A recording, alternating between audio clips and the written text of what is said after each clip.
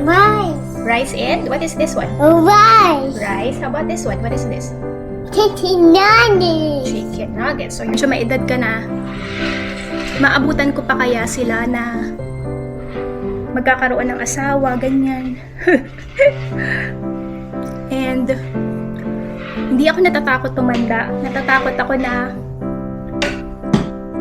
maiwan ko yung mga anak ko na hindi, na ano ba, parang hindi pa settled. Do the numbers. What number is that? 9. Blue. How about that?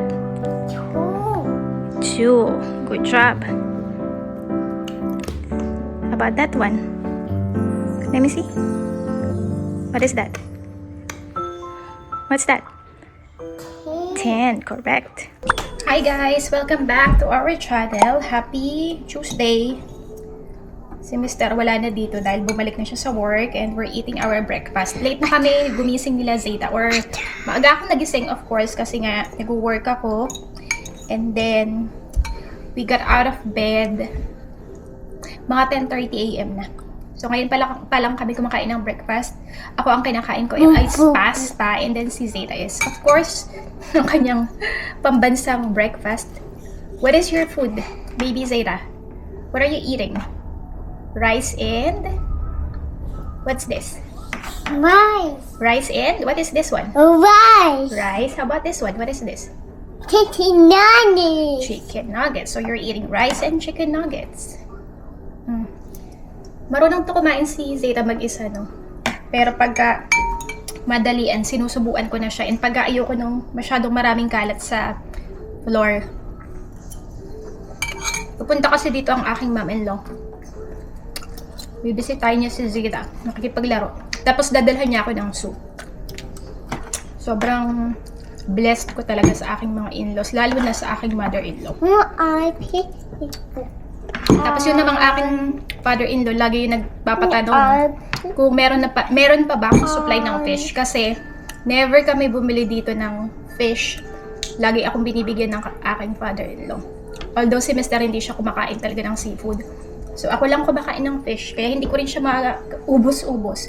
Kahapon, nag-bake ako ng fluke. Nilagyan ko lang ng mga seasoning. Ang sarap. Kumain din si Zeta. Sabi ko lang sa kanya, chicken nuggets yan, baby. Kinain niya.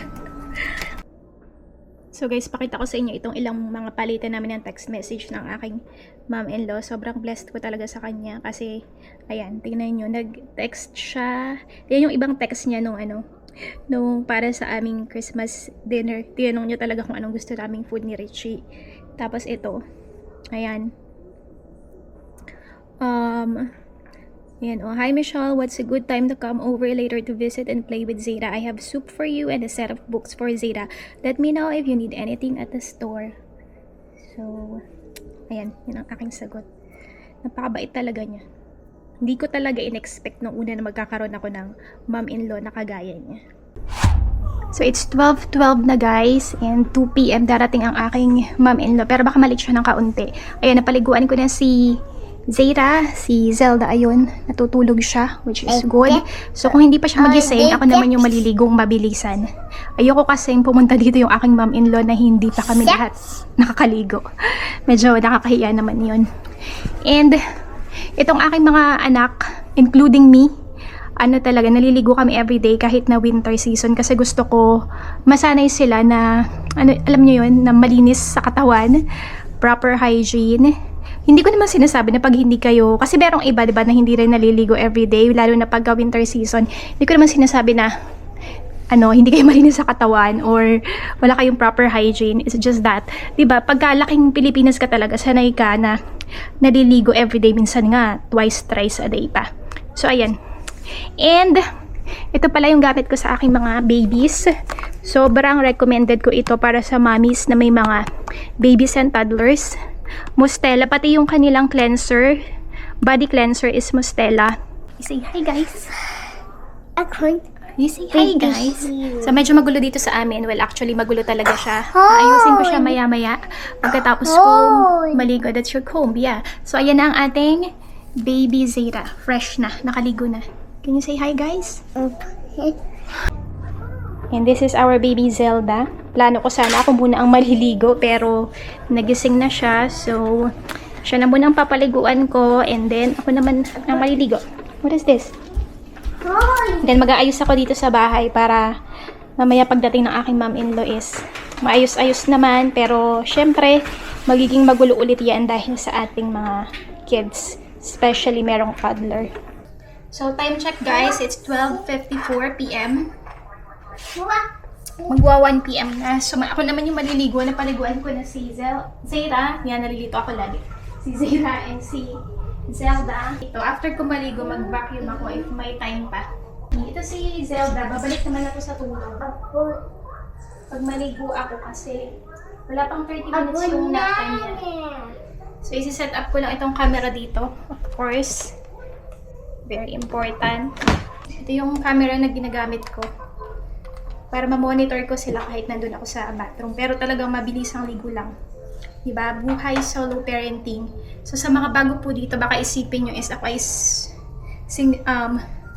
single mom. Hindi po. Meron po akong asawa. Kaya lang kasi, siya, regional truck driver. So, he's always away from home for like 3 to 4 days. Minsan, 5 days, 6 days pa ngayong winter season. Dahil minsan, na-stuck siya sa snowstorm.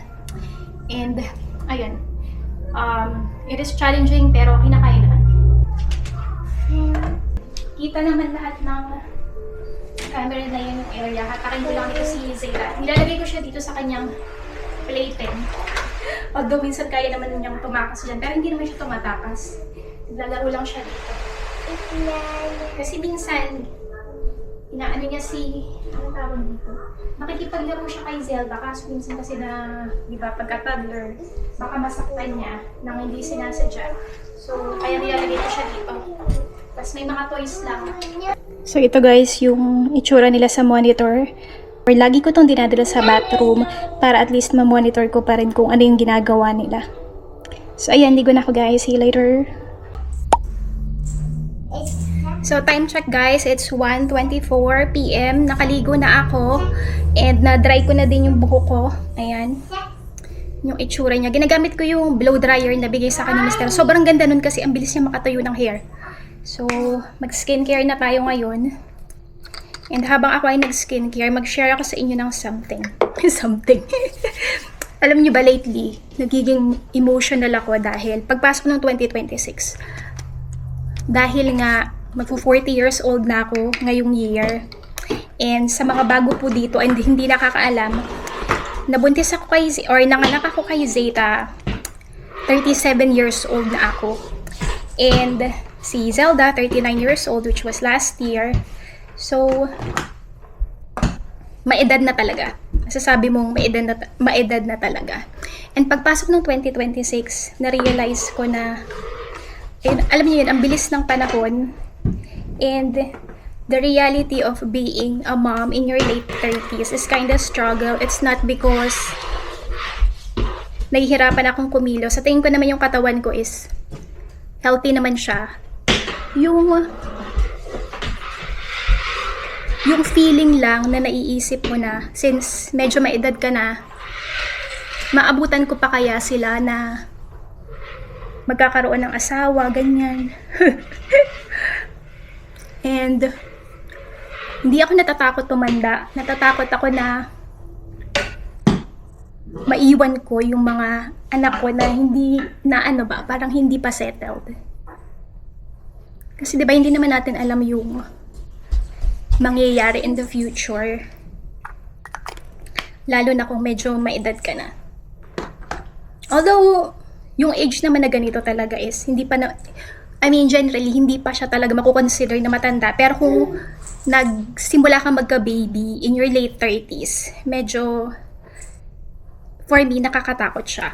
Pag ganun yung iisipin, na, di ba, baka bigla na lang mawala ka and then yung mga anak mo is hindi pa settled. Ako, ang gusto ko lang talaga is ma-make sure na kung mag-aasawa sila is mahanap nila yung tamang tao, katulad nung tatay nila. Yun lang talaga yung gusto ko. Kaya lately talaga super naging emotional ako, naiisip ko yun na paano pagka nawala kami ni Mister, tapos si Zara and Zelda is, alam niyo yun, hindi pa nahahanap yung tamang tao para sa kanila. Although hindi natin alam kung gusto ba nilang magkaroon ng family, but we are hoping and praying na gustuhin nilang magkaroon ng sariling family, kasi iba rin yung saya na mabibigay nun sa'yo and fulfillment pagka meron kang sariling family. So that's the reality of being a mom in late 30s. So ganun siguro talaga no, pag medyo nagkakaedad ka na, nagiging emotional ka sa lahat ng bagay, lalo na siguro pagka magbe-birthday na. Na ano nyo ba yun? Na-experience nyo na ba yun na pag magbe-birthday kayo, parang nagiging emotional kayo? Si Zeta, kahit medyo silly to and medyo may pagka-pasaway, in general, napaka... Yes, this is guasha. Alam niya kung ano tawag dito. What is this? Guasha. Alam niya yung tawag dito. Napaka-ano niya, napaka-sweet niyang ate. And nauutusan ko na talaga yan. Mama, Yes, this is Mama sa guasha. So, ayan guys, tapos na ako mag-skincare. And mag-start na ako maglinis kasi meron pa namang time. It's 1:34. Para hindi naman nakakahiya sa aking mom-in-law. Pero paglinis ko, for sure to si Zeta magkakalat ulit. Struggle of a mom with a toddler. I'm sure nakaka-relate dyan lahat na may mga toddler. Napaka-imposible na pag may toddler kayo is hindi sila nagkakalat.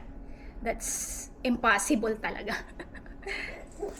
Kahit anong gawin nyo, kahit gano'n ka well-behaved ang inyong anak, maglalaro at maglalaro yan, magkakalat at magkakalat sila.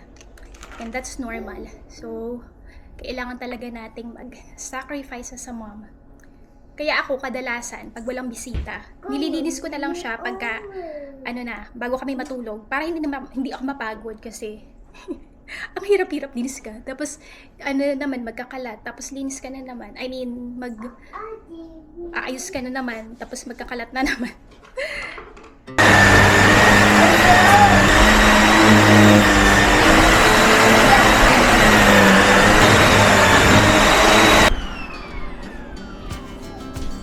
So, itong cardboard floor, hindi ko na siya ginagamitin ng vacuum. Minsan lang.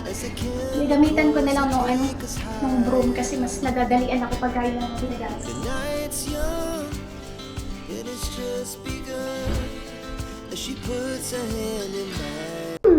So, ayan guys. Tapos na akong maglinis and mag-ayos dito sa bahay. Gusto ko na talaga itong iligpit. Kasi nakakapag, pampagulo dito sa bahay namin. Kaso kailangan ko pa kasi siya kay Zelda din once na nag-start na siyang gumapang. Hindi pa kasi siya nag-grow. 5 months old pa lang naman siya. Zelda, but nagtatry na siya. Kaya lang hindi pa talaga nakakausad. Right, my baby? So, alam niyo ba guys, isa lang talaga yung pangarap ko para sa dalawang bata na to. Siguro doon para maging okay na ako. Pagka nakahanap sila nung lalaki, if ever ba na gustuhin nila na magkaroon ng sariling families, yung makahanap sila ng lalaki na kagaya nung father nila. Actually, yung husband ko, kung matagal na kayo dito sa amin siya, hindi naman siya perfect, no? Nakikita nyo, minsan nagiinom siya. Pero hindi niya yun dito, hindi niya yun bisyo. Nagiinom siya talaga. Sa Philippines, yun yung way niya para makisama doon sa aking mga kamag-anak, nagiinuman sila. Magaling siya makisama sa mga family members ko sa Philippines. Tapos minsan nagyoyosi siya kasi pagka super stressed. Pero very rare. Hindi siya perfect. And kasi siya yung tao na very parang IDGAF, ganon. Wala siyang pakialam kung ano yung sasabihin sa kanya ng ibang mga tao. Basta kilala niya kung sino talaga siya. Yung hindi niya kailangan ng approval ng ibang tao. Pero pagdating sa family, pagdating sa akin, sobrang mapagmahal niya. Ay, hindi ka naman, baby. Come on. I'm gonna go be in the camera too.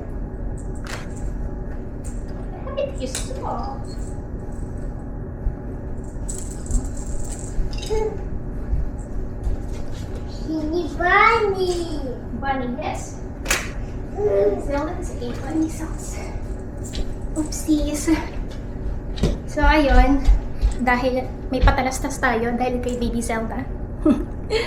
Siyempre, kailangan priority ang anak bago pagbablog. Kunin muna natin ang Baby Zelda. Hi! Hi! So, yun, hindi niya kailangan ng approval ng ibang tao. Very ano siya, prangka. And kung ano yung nakikita nyo sa kanya, ganun talaga siyang tao. And kung ikukumpara mo siya sa ibang mga akam, hindi siya yung pinakagwapo, pero binigyan niya ako ng magagandang pang anak. Para sa akin, itong dalawang to, ang pinakamagandang baby sa buong mundo. Siyempre, ako yung nanay nila. And para rin sa akin, ang asawa ko ang pinakagwapong lalaki sa buong mundo. Siyempre, siya ang asawa ko.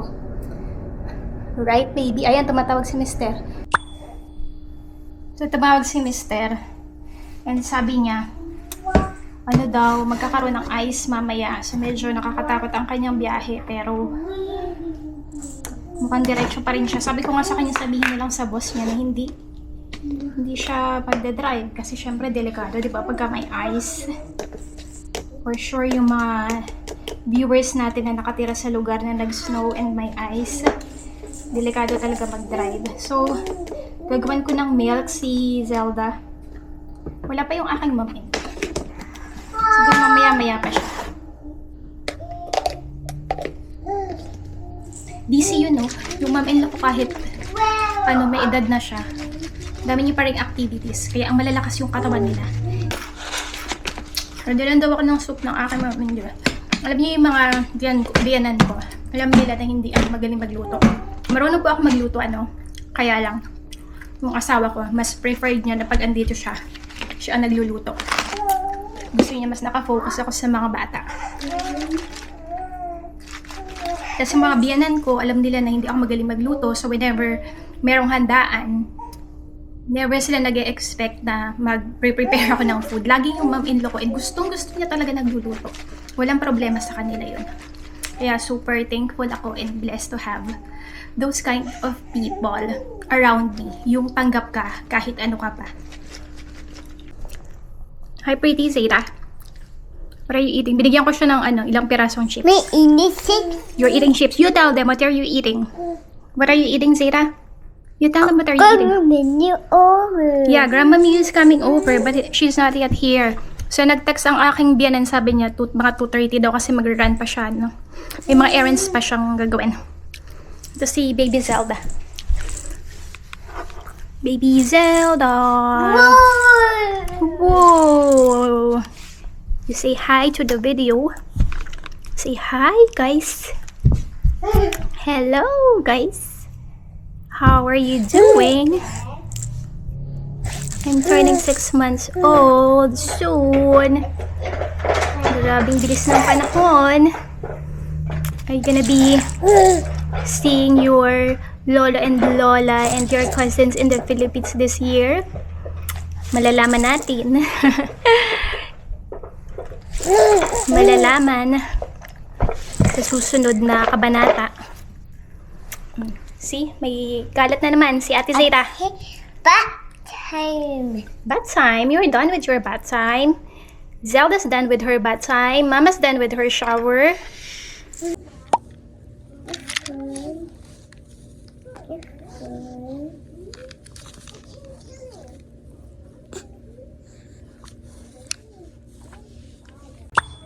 So, nakaalis na ang aking mom-in-law, guys. By the way, nabili ko nga pala ito sa TikTok shop. BC Book. Sobrang nito. Sobrang ganda, especially if you have toddlers. And, siya, useful. What is that? Buckle? Daddy, buckle. Buckle. Wala pang $20 ang bili ko dito sa BC Book na ito. Buckle. Can you do the numbers, baby? Zeta, can you do the numbers? Here. Go do the numbers. What number is that? 9 blue. 9 blue. How about that? 2. 2. Good job. How about that one? Let me see. What is that? What's that? 10, correct. How about that one?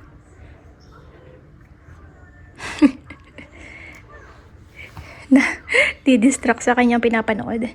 Zira, come on. Finish your BC book. What number is that? Big book. Yeah, it's BC book. What's that? 5. Step 5. Okay, good job. How about that one? 1. Oh, where would you put that? Good job. And that one? Wait, 8. Is that an egg? What number is that? What number is that? What number is that? Wait, 8. You have another egg. What number is that? Okay, good job, baby. Ayan, meron din siya mga time dito. And then, ito naman ay mga shapes. And then, colors. And then, letters. Super ganda niya. So, if you have toddlers, I recommend na bumili kayo ng ganito. Ganda siya for their learning. With shoelace. Shoelace.